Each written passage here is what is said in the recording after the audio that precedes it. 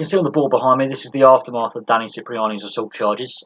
He's been fined £2,000 and ordered to pay the police officer that was also part of the incident, who was assaulted, one of the victims, shall we say, £250 in compensation by the magistrate court in Jersey, in St Helier on the Channel Islands.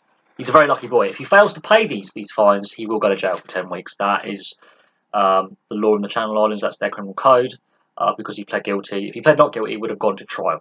So because he pled guilty, this is the punishment that's been handed down to him. He's getting fined. And it basically is a slap on the wrist. There is still a threat of prison. I don't think he goes, because I think he's a little bit smarter than that. Or is he? This is not the first drinking or legal related incident Cipriani has had. He's had many. We can mention the drink driving, the attempted theft of alcohol in a bar. He's getting worse. I think the drink driving is probably just as serious, if not more so, but he could have gone to jail for that because someone was injured in his drink driving incident. He crashed into a taxi cab and he injured the driver. He was over double the drink drive limit. So he was lucky not to go to prison with the drink driving offence. His playboy lifestyle, a string of high profile girlfriends, including Kelly Brook, for example, and high profile breakups because of his infidelities are well known. So the wrong type of press for a sportsman are hearing about his private life. Now, if this is a football player, people will be screaming blue murder, throw the book at them. But this is an image problem for the sport he plays in, because Rugby Union has had a drink culture problem at international and club level. And not just in England. Look at Australia as well, having a bad culture. They've been highlighted having a bad culture as well in the last decade. So this is not a new thing, but it's an image that the sport wants to get away from. And it's because Rugby Union especially is seen as a more middle and upper class sport than Rugby League. It's a battle to get the fan base. It seems very elitist at times. But I will say this, half the England side now came through the state school sector, not boarding school, not private school. However, Cipriani is one of the private school lot. And that is again the elitist issue. Not to say that it matters to me, where kids go to school, and if they end up playing, they play. The same could be said of England cricket. People think that's elitist. A lot of the England cricket team have come through state schools, government-funded schools, not private pay-for schools. So fee-paying schools. But it is seen as the elitist kind of sports, cricket and Rugby Union. This does not help the image of the sport. Rich, white boy, fighting, drinking, and getting a slap on the wrist. If that is a football player, let's say Raheem Sterling, let's say who's, by the way, a very well-behaved off-the-field individual. He may get sometimes unfairly criticised. And I have criticised him for some of his poor performances for England, not for City. Man City, he's brilliant. For England, however, he does underperform. And yeah, he was rightly criticised for not performing well enough.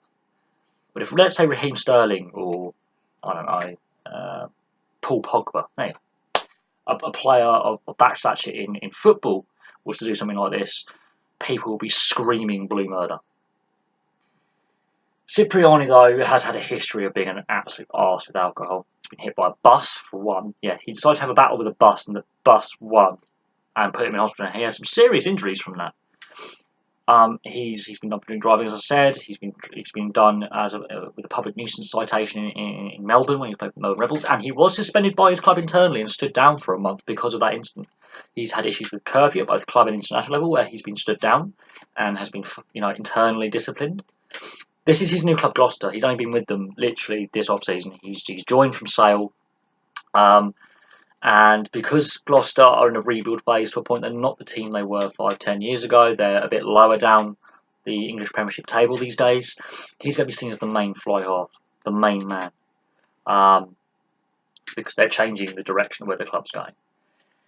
He's been given a key role in this club, and he's a very talented player, and the last 2 years have proven that, and his recall to the Test side has proven that, but his off-field behaviours are costing him dearly. The fact he's got away with such a paltry punishment because he pled guilty. If he pled not guilty and he went to trial and he got done, I'd have felt happier, because that is not enough of a fine and a punishment for such a serious set of offences in my eyes. Because I've had friends who are working class lads like me, getting punch-ups and end up going to prison or getting a suspended sentence, or both. Suspended sentence, breach of parole, and go to prison. He assaulted a police officer and all he has to do is pay £250. That says something's wrong with the legal system. but it's also an image problem for the sport. Now, Gloucester are yet to internally discipline Cipriani, and we'll see what happens with Gloucester, whether they decide to go down the internal discipline route, whether they suspend him, or whether they go, right, we don't want you anymore, we're going to terminate your contract. Because Gloucester would have known the player they were signing and his baggage. His private life is exceptionally colourful and it's Playboy-esque. And it's not a good image when you're trying to attract families and young fans and new fans especially to a sport that is already seen as elitist by some quarters, not all. It's already seen as a little bit elitist and a rich white boys game by some, not all, because you're seeing more and more mixed race players and minority players playing in the sport, which is great to see.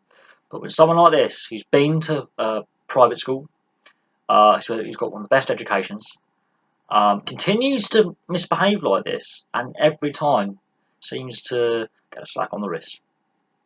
His worst offence, I think, was the drink driving. He could have gone to prison for that as well, because he did injure someone in that accident, and he was twice the legal limit.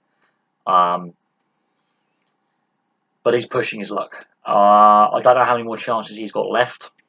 I don't know what Gloucester do. It could be they could terminate his contract, but he hasn't gone to prison, so he's still available to play. But if he fails to pay these fines or keep up with the court-imposed, like, I don't know, if he reoffends within that time, let's say he gets drunk again and gets another fight, or something else happens because he's been given a court order to pay a fine, and he's also probably told if he does reoffend within that period of time, he can go to prison. Because even though the Channel Islands is a Crown dependency, some of their laws are exactly the same as the mainland UK, and that will transfer over. Just because it's a different jurisdiction doesn't mean that the legal systems aren't linked. So he has to be very, very careful what he does within the next few weeks until failure to pay means he goes to prison for 10 weeks. So this is on his record now. It's on his rap sheet, and this can lead to further problems for applying for visas and stuff because of a assault charge, and then he's been sentenced, which is a fine in this case. So his international career could be in jeopardy as well. But there we go. We'll leave that there. He's been a very silly boy yet again, and his career is going to pay as a result yet again, because I can see him not being selected while Eddie Jones is still in charge because of an incident like this, and I can see Gloucester severely reprimanding him or even terminating his contract before he even plays a game, which is a shame because the last 2 years he's really shown some maturity on the pitch and he's reasonably behaved off it, but then this happens. So we shall see what happens. But I'm going to leave it there. Thank you very much for watching. Please like and subscribe. Place your thoughts below. Do you think Danny Cipriani is wasting his talent? Do you think because of his antics he's damaging the image of the sport, or is he just damaging himself? See you soon.